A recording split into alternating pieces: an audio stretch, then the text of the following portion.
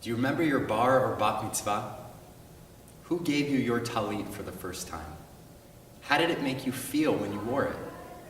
Do you still wear that same tallit when you come to synagogue every Shabbat?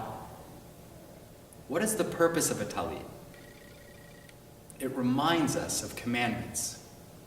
In Parashat Shlach Lecha, Vayomer Adonai el Moshe lemor, Daber el bnei Yisrael ve'amarta lehem ve'asu lahem tzitzit.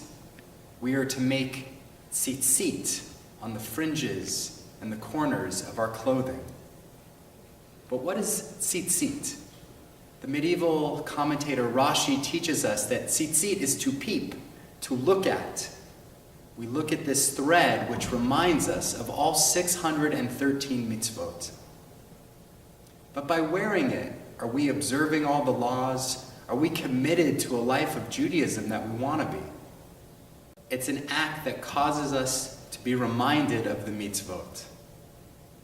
But wearing a tallit simply can't do that. There's a bigger challenge in what we do once we're wearing the tallit itself in synagogue. How do we engage in prayer? How do we connect with God?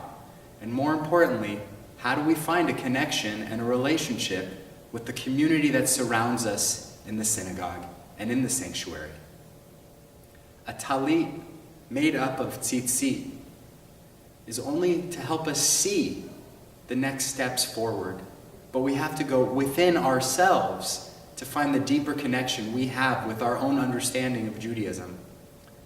The parasha simply tells us and teaches us that we were instructed to wear these fringes on the clothing and on our prayer shawls. And the deeper meaning goes beyond the words of the Torah. Simply being told that we have to wear a tallit or tzitzit isn't going to push us to wear it. We have to make that decision for ourselves.